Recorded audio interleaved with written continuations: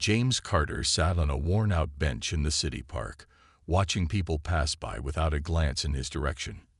His coat, once a deep brown, was now faded and full of holes. His shoes had more patches than leather. He pulled them closer to keep warm as the cool evening breeze rustled through the trees. James had not always been homeless. There was a time when he had a good job, a nice apartment, and a future full of possibilities. But life had a way of changing things in an instant. A company layoff, followed by an unexpected illness, drained his savings. Soon, he could no longer afford rent. Friends and family had their own struggles, and one by one, they drifted away. Before he knew it, he had nowhere to go. Now, the streets were his home. The park was one of the few places where he could sit without being told to leave. He knew which restaurants threw out food at closing time and which alleys were safest to sleep in. It wasn't much of a life, but it was all he had. Despite his struggles, James wasn't bitter. He had seen others lose themselves to anger or hopelessness, but he held on to kindness. If he found an extra sandwich in a donation bin, he shared it. If someone needed an extra blanket, he gave his own. People rarely noticed him, but that didn't mean he had stopped noticing them. As James sat, he watched a young girl with blonde curls and bright blue eyes playing near a flower bed. She was maybe 6 or 7, full of energy as she twirled in circles, her laughter ringing through the air. Not far from her, a woman, probably her mother, stood with her phone pressed to her ear, deep in conversation. James had seen this before. Parents distracted, kids running free. Most of the time, nothing happened. But something about this girl made him uneasy. She kept inching closer to the edge of the park, where the street began. James sat up straighter. His eyes darted between the little girl and the road. Cars zoomed past, their headlights flashing in the dimming light. She took another step. Her mother was still busy. No one else seemed to notice. James' heart pounded. He gripped the edge of the bench. Then it happened. A black SUV sped down the street, going too fast, too close to the curb. At the same moment, the girl took one more step forward, her tiny foot leaving the safety of the sidewalk. James didn't think, he just moved. His legs, tired from long days of walking, suddenly felt strong. He lunged forward, his arms stretching toward the little girl. He grabbed her just as the SUV's tires screeched. The force of his movement sent them both rolling onto the grass. The car missed them by inches, speeding away without stopping. For a second, everything was silent. Then the little girl started crying. Her mother, now realizing what had happened, dropped her phone and ran toward them. "Oh my God, Emily." She scooped up her daughter, checking her for injuries. Emily clung to her, shaking. The mother turned to James, her face pale with shock. You saved her." James sat up slowly, rubbing his elbow where he had hit the ground. "She was too close," he said, his voice hoarse. Tears welled up in the mother's eyes. "Thank you. I don't even know how to." But before she could finish, James was already on his feet. He gave a small nod and turned away. He wasn't used to attention, and he definitely wasn't used to people thanking him. As he walked away, he could still hear the mother comforting Emily. "That man saved your life, sweetheart." James didn't know that in a few days, this moment would change everything. James Carter walked down the quiet streets as the city lights flickered in the distance. The sound of car horns and people talking filled the air, but his mind was elsewhere. His heart was still racing from what had happened in the park. He had seen danger coming before anyone else. He had acted without thinking. And now, a little girl was safe. But James didn't stay to hear the mother's full thanks. He never did. Over the years, he had learned that most people felt sorry for him for a moment, and then forgot him just as quickly. He wasn't looking for praise or attention. He just did what felt right. Still, as he walked toward the alley where he usually slept, he couldn't shake the image of the little girl's wide, scared eyes. She had clung to her mother so tightly, still trembling from the shock. James had saved her life, but she would never know his name. That night, James lay on his old blanket, staring up at the dark sky. The stars were barely visible past the city lights. He sighed and pulled his coat tighter around him. It was just another day, another night alone. But somewhere else, something was happening that James didn't know about. The next morning, the city was buzzing with news. A video had started spreading online, one that showed James running into the street and pulling the little girl to safety. A man at the park had recorded the whole thing on his phone. The video was short, but it was powerful. People shared it over and over, calling James a hero. They wanted to know who he was, where he had come from, and why he had disappeared after saving the child.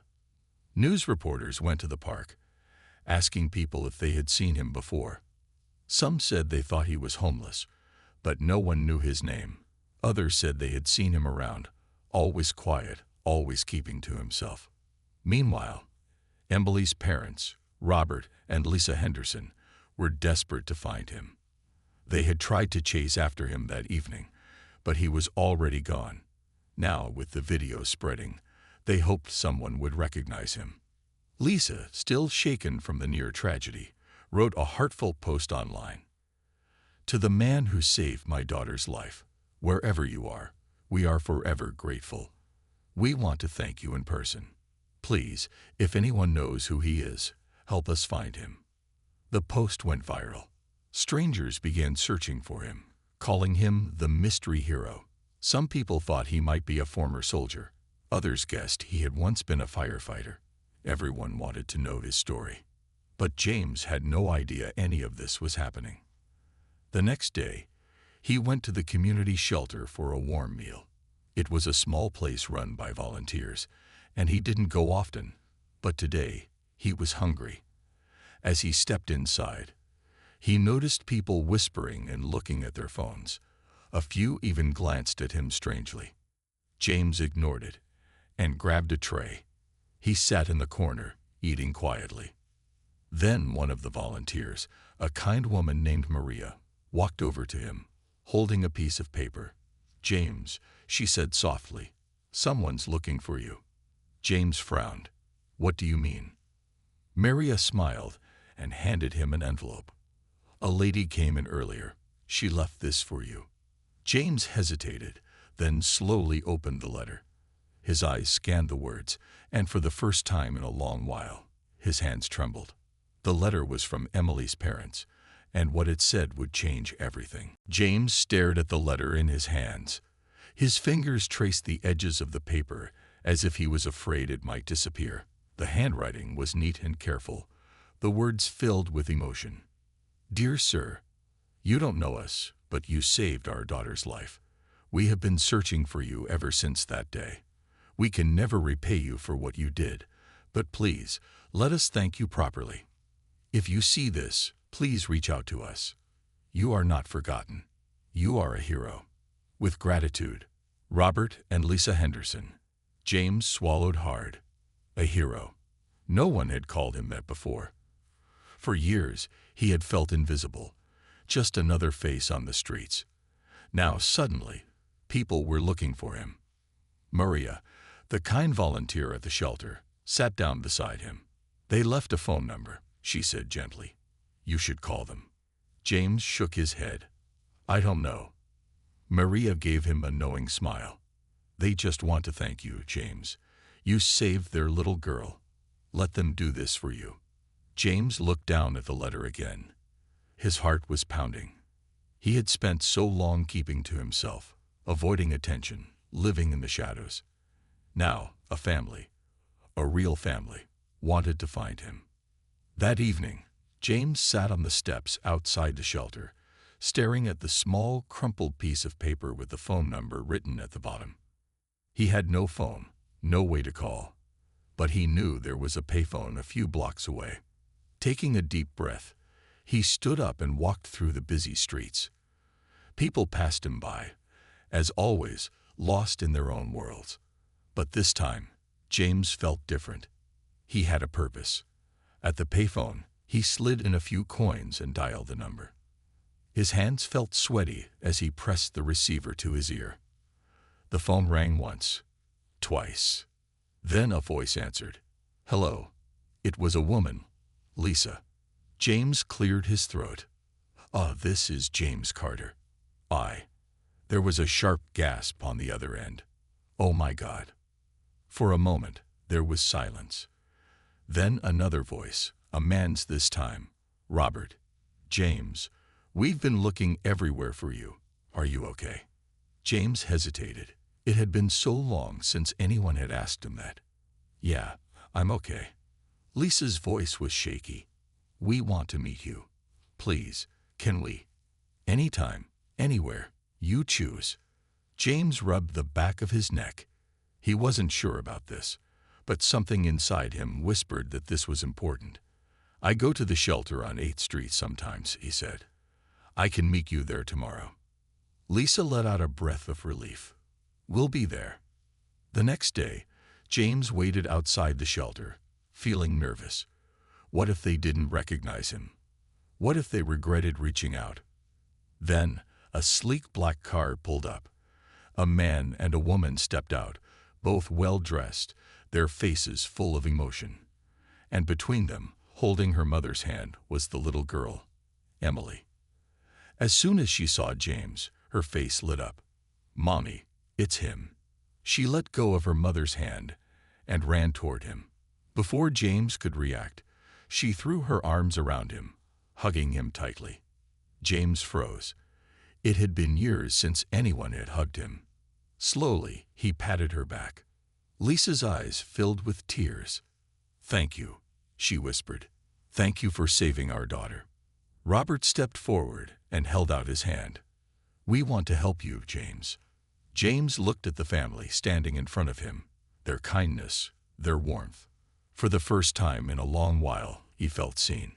He wasn't just a forgotten man anymore. James stood still, feeling the little girl's arms wrapped around him. It was a strange feeling. Warm, unfamiliar. For years, he had avoided people, never letting anyone get too close. But this child, Emily, held on to him as if she had known him forever. Lisa and Robert watched with teary eyes. They had spent days searching for him, hoping to find the man who had saved their daughter's life. And now, standing in front of them, James looked overwhelmed and unsure.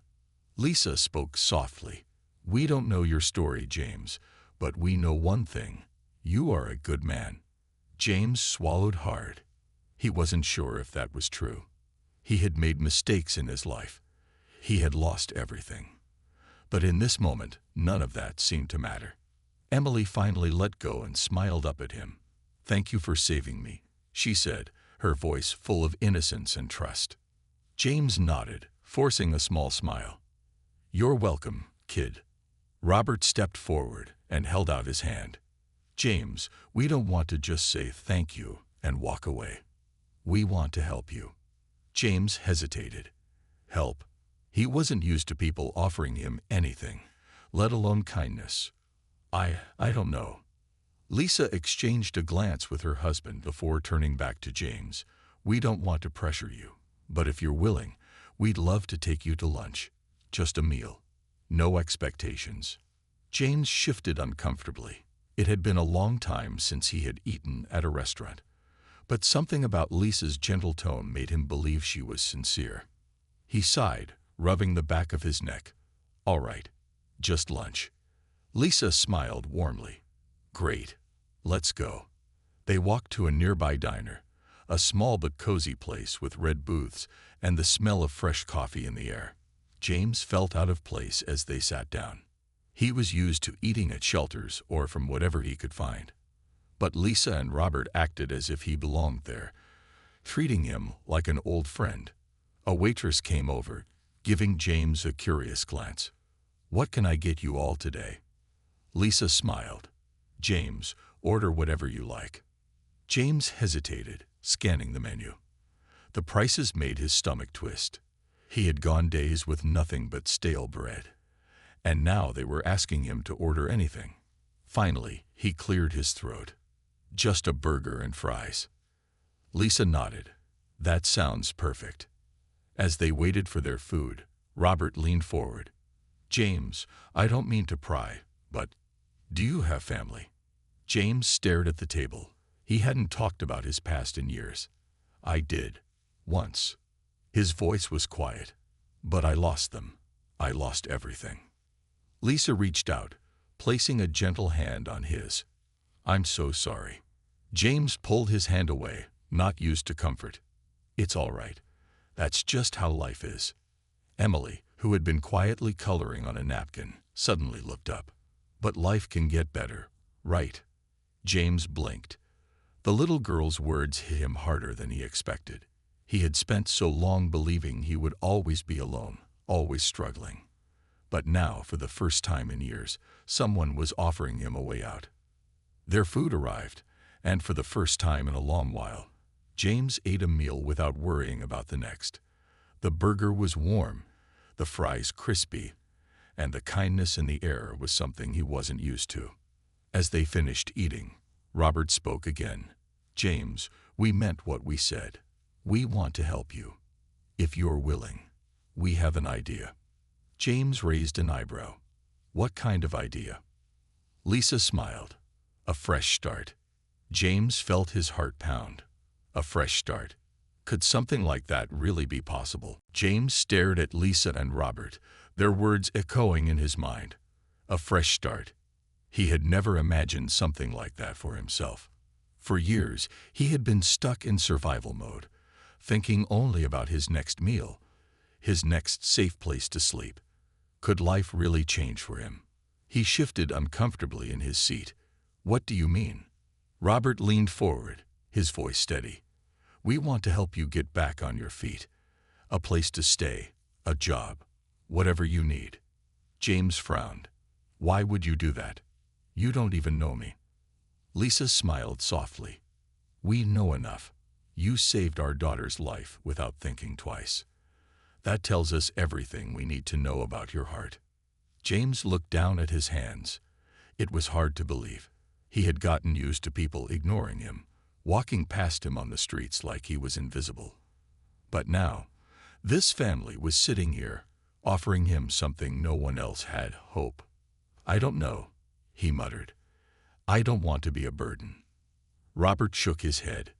"You're not a burden, James. Everyone needs help sometimes." Emily, who had been listening quietly, suddenly reached across the table and grabbed his hand. "Please say yes." James looked at her wide, innocent eyes. She wasn't afraid of him. She wasn't looking at him with pity or disgust, just kindness. He took a deep breath. "All right. I'll try." Lisa clapped her hands together. "That's all we ask." Later that afternoon, Robert and Lisa took James to a small apartment complex a few streets away from the shelter. It wasn't fancy, but it was clean and warm. "This is a temporary place," Robert explained. "We covered the first few months' rent. After that, we can help you find work, and you can take over when you're ready." James stepped inside, his heart pounding. A bed, a kitchen, a bathroom. Things most people took for granted, but to him, they felt like a luxury. Lisa handed him a small bag. "We got you some essentials: clothes, toiletries, and a phone so we can stay in touch." James swallowed hard. It was too much. "I don't know what to say." Robert smiled. "Just say you'll give yourself a chance." James nodded slowly. "I will." For the first time in years, he felt like maybe, just maybe, things could be different. That night, James sat on the edge of his new bed, running his fingers over the clean blankets. It felt unreal. Just yesterday, he had been sleeping on a cold bench, unsure of where his next meal would come from. Now, he had a roof over his head, fresh clothes, and people who actually cared about him. But a small part of him was afraid. What if he messed this up? What if he didn't deserve this kindness? Taking a deep breath, he looked at the bag Lisa had given him. He pulled out the phone and turned it on. A message appeared almost instantly. "Lisa, we're so happy for you, James. Take it one step at a time. We're here if you need anything." James stared at the screen. They'd really meant it. He wasn't alone anymore. The next morning, James woke up to the sound of birds chirping outside his window. He stretched, feeling the comfort of a bed beneath him. It was the best sleep he had had in years. Determined to make the most of this opportunity, he got up and took a long shower. The warm water washed away more than just the dirt. It felt like it was washing away his past, his doubts, his fears. Dressed in the new clothes Lisa had given him, he stepped outside. The sun was shining, and for the first time in a long while, James felt like he had a purpose. Robert had told him about a small diner nearby that was looking for workers. It wasn't a fancy job, but it was a start. With nervous excitement, James made his way there. The smell of fresh coffee and bacon filled the air as he stepped inside. A woman in her 50s, with a warm smile and kind eyes, greeted him from behind the counter. "Good morning. What can I get you?" she asked. James cleared his throat. "Actually, I heard you were looking for workers. I was hoping to apply." The woman raised an eyebrow, then smiled. "You're in luck. We could use some extra hands. Do you have experience?" James hesitated. "Not much, but I'm a fast learner." She nodded. "That's all that matters. I'm Carol, the owner. Let's see what you can do." She handed him an apron and led him to the back. The kitchen was busy, with plates clattering and cooks calling out orders. James felt nervous, but he took a deep breath and focused. For the next few hours, he worked hard, cleaning tables, washing dishes, and even helping carry food to customers. It wasn't easy, but there was something satisfying about it. He was earning his place. At the end of the shift, Carol patted his shoulder. "You did good, James. Come back tomorrow. We'll make this official." James couldn't believe it. He had a job. As he walked back to his apartment, he felt lighter than he had in years. He had a place to stay, a job, and people who believed in him. For the first time, in a long time, James felt hope. The next few weeks passed in a blur. James worked hard at the diner every day, arriving early and staying late. Carol was strict but fair, and she taught him everything he needed to know. He learned how to take orders, clean tables quickly, and even cook simple meals. "You've got a good work ethic," Carol said one evening as they closed up. "That's rare these days." James smiled. "I just want to do my best. I'm grateful for this chance." And he truly was. Every night, he returned to his small apartment, exhausted but happy. For the first time in years, he had a routine, a purpose. He was saving money, too. Not much, but enough to start thinking about a real future. One afternoon, as he wiped down a table, a familiar voice made him turn. "James." It was Lisa, holding Emily's hand. The little girl grinned and ran up to him. "We came to see you." James chuckled, kneeling to her level. "Well, I'm glad you did. How have you been?" "Good. Mommy says you have a job now." Lisa smiled. "We're really proud of you, James." James felt a lump in his throat. No one had said that to him in years. He cleared his throat. "Thank you. That means a lot." Robert walked in a moment later, carrying a small envelope. "Hey, James, we wanted to give you something." James frowned. "You've already done so much for me." "This is different," Robert said, handing him the envelope. "Just open it." James hesitated, then carefully tore it open. Inside was a piece of paper. As he read the words, his hands began to shake.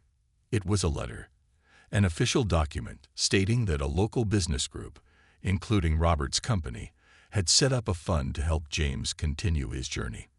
They had paid the next 6 months of his rent, giving him time to save money and plan his future. James looked up, his eyes wide. I don't know what to say." "You don't have to say anything," Robert said. "Just keep moving forward." Tears welled up in James's eyes. "I don't deserve this." Lisa placed a hand on his shoulder. "Yes, you do. You helped our daughter without expecting anything in return. Now, it's our turn to help you."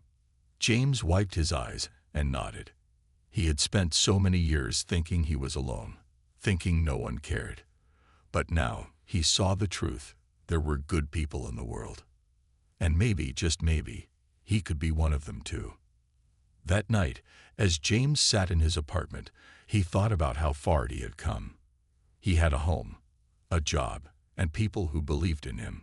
But he also knew something else. There were others out there who were still struggling, just like he had been. The next day, after his shift, he took a walk downtown to the shelter where he used to sleep. He found a group of homeless men sitting outside, their faces tired and hopeless. James took a deep breath and stepped forward. "Hey, guys." A few of them looked up. One man, who James recognized from the streets, squinted at him. "James, you look different." James nodded. "Yeah, things changed for me. And I think they can change for you too." He sat down with them and started talking about the help he received, about the chance he got. He told them about the shelter's job programs and how there were people willing to help. Some of them listened, some didn't, but James didn't mind. If even one person found hope because of him, it would all be worth it. Because now he understood. Sometimes all it takes is one act of kindness to change a life. A few months passed, and James' life continued to change.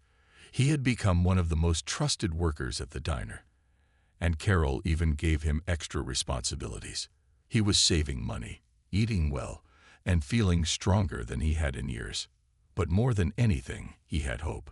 One day, as he walked home from work, he noticed a man sitting on the sidewalk near a bus stop. The man's clothes were torn, and he looked tired, just like James had once looked. James stopped. He knew that feeling. He knew what it was like to sit on the cold ground, ignored by people passing by. He reached into his pocket, pulled out a few dollars, and handed them to the man. The man looked up in surprise. "Why are you helping me?" James smiled. "Because someone once helped me." The man hesitated, then took the money. He nodded, his eyes filled with gratitude. James continued walking, feeling lighter. He had made a promise to himself, to help others the way he had been helped. One evening, Lisa and Robert invited James over for dinner. Emily ran up to him as soon as he walked in. "James, guess what?" she said excitedly. "What?" James asked, laughing. She held up a piece of paper. "I drew a picture of you." James took the drawing and smiled. It showed a tall figure standing with a little girl, holding her hand. Above them, there was a bright sun shining down. "That's you," Emily said, pointing. "You're my hero." James felt his throat tighten. He had never thought of himself as a hero. He had just done what felt right. But to Emily, he was someone special. Lisa smiled. "She talks about you all the time. You made a difference in her life."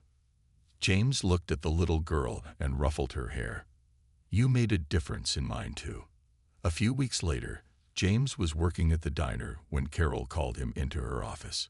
"You've been working hard," she said, folding her arms. "I think it's time for a change." James tensed. "Did I do something wrong?" Carol chuckled. "No, quite the opposite. I want to promote you to assistant manager." James blinked in shock. "Me? Are you sure?" Carol smiled. "You've earned it." James sat there for a moment, taking it all in.